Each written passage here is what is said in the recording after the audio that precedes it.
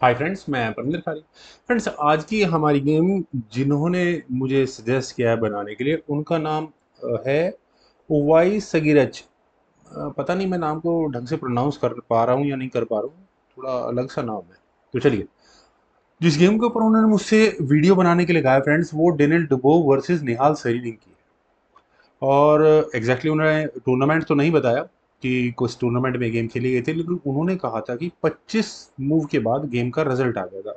तो इन दोनों खिलाड़ियों के बीच में ऐसी कोई गेम भी नहीं खेली गई जिसमें 25 मूव्स पर रिजल्ट आया, लेकिन फॉर्चुनेटली मुझे एक ऐसी गेम मिली जो वाकई में देखने लायक है, जहां डेनिल डुबोव ने D4 के साथ शुरू किया। निहाल सेरेन का रिप्लाई यहाँ D5 का आया।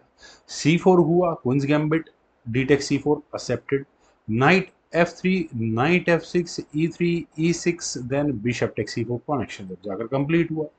C5 और इसके बाद यहाँ सीधा काम डेनिल डुबोव का कैसल करने का आया। A6, क्वीन आई E2 स्क्वायर पर। फ्रेंड्स, यहाँ इस पॉइंट पर डी टेक C5 में क्या प्रॉब्लम है? अगर यहाँ से इस गेम को आगे बढ़ाएंगे तो एक्सचेंज कर लेते हैं क्वींस को, और उसके बाद बिशप टेक C5, और मैं से ठीक है, ओपनिंग ठीक ठाक है, कोई बुरी नहीं है, कोई अच्छी नहीं है। खैर, क्वीन E2 गेम ने यही खेला गया। देन हुआ B5, बिशप पर अटैक बना, बिशप वापस आया D3 स्क्वायर पर। देन हुआ C टेक्स D4। और फ्रेंड्स, ये मूव काफी इंटरेस्टिंग है जो अब खेला जाना है। डुबोव ने यहाँ अपने इस ए पॉन को आगे पुश किया, और फ्रेंड्स अगर आप यहाँ इस ए पॉन की स्ट्रेटेजी को समझ पाए तो आप स्पेशली इस B5 स्क्वायर पर ध्यान दीजिएगा। ये बिल्कुल एक चेक आती है जो थोड़ा प्रेशर बनाने के लिए काफ़ी रहेगी, लेकिन डी टेक C3 भी किया जा सकता है। इसके लिए बिशप जल्दी डेवलप हो जाएगा, मतलब वाइट की डेवलपमेंट बहुत फास्ट है। और बल्कि आप यहाँ ब्लैक के पीसेस देखिए, नाइट के अलावा और दूसरे किसी पीस को अभी तक भी टच के नहीं किया गया होगा।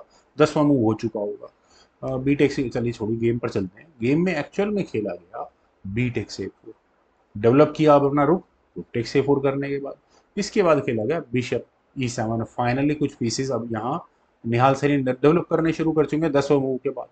रुक टेक्स D4 पॉन लिया, क्वीन पर अटैक बना, क्वीन हटी B6 स्क्वायर पर। देन हुआ knight at b goes to D2, knight C6, और इसके बाद फ्रेंड्स सरप्राइजिंगली मुझे ऐसा लगा, अच्छा रुक पर अटैक है ना। रुक पर अटैक को भी ध्यान रखना पड़ेगा, अदरवाइज मैं नाइट को कहाँ देख रहा था वो क्लियर था। रुक हटा H4 स्क्वायर पर। ये मूव भी बहुत, मैं कहूँगा, स्मार्ट तो नहीं है कम से कम, क्योंकि नाइट हटना है और दोबारा उसी रुक पर अटैक बनेगा, और फिर आप रुक को हटो, मैं पौन आगे पुश कर दूंगा, परेशानी वाला मूव भी गेम ही रहेगा ऐसे। खैर, बिशप आया B7 स्क्वायर पर from Nihal Sarin. Knight C2, queen पर अटैक बना, हटानी पड़ेगी क्वीन, क्वीन गई यहाँ C7 स्क्वायर पर। देन हुआ बिशप D2, और फाइनली बिशप डेवलप करने होने के लिए तैयार है, क्योंकि यहाँ B2 पॉन पर प्रॉब्लम्स थी जब तक ये क्वीन यहाँ इस B6 स्क्वायर पर रखी हुई थी। खैर, निहाल सरीन ने अब किया कैसल। गेम का मूव नंबर है 15। डेवलपमेंट दोनों की परफेक्ट, अच्छी डेवलपमेंट मानी जाएगी, सॉलिड। लेकिन मेरे ख्याल से वाइट थोड़ा, देखिए रुक कहाँ पहुंचा दिया है वाइट ने मूव नंबर 15 पर। नाइट्स बिल्कुल सही जगह पर बैठे हुए हैं, एक अच्छा है यहाँ पर गेम। खैर, फिलहाल अब क्या करें यहाँ इस पॉइंट पर फ्रेंड्स? क्या रुक डेवलप करना चाहिए? मैं बिल्कुल बेसिक स्ट्रेटेजीज की बात करता हूँ।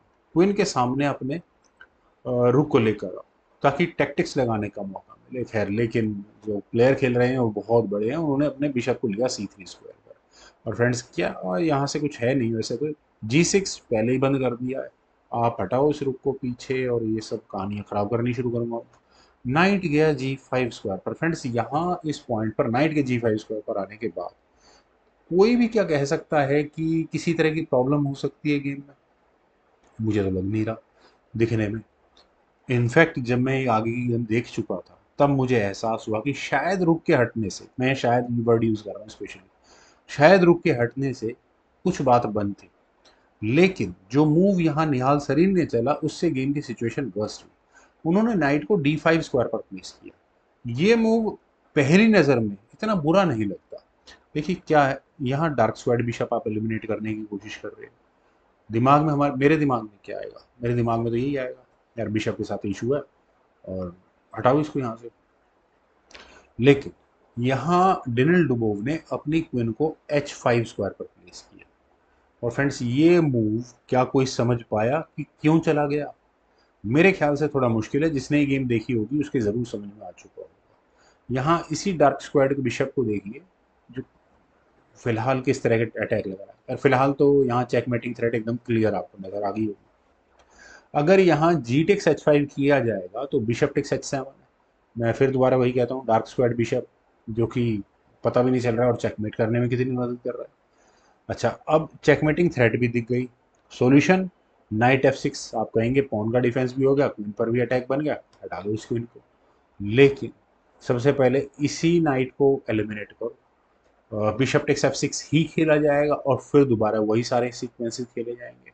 वही बात आती है कि पॉन से अगर क्वीन ली गई तो बिशप फिर दोबारा जाकर चेक मेट कर रही होगी। मतलब बिशप टेक्स एफ सिक्स तो क्वीन टेक्स एच सेवन है ही।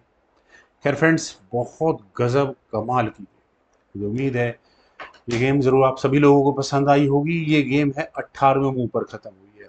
उन्होंने मुझसे 25वें मूव वाली गेम कहा था, लेकिन खैर जो भी है फ्रेंड्स, उम्मीद है आप सभी लोगों को जरूर पसंद आई होगी। तो आप लोग वीडियो को लाइक शेयर, यूट्यूब चैनल को सब्सक्राइब जरूर करें। आपके कमेंट सजेशन का मुझे बेहद इंतजार रहेगा। Thank you for watching, bye for now.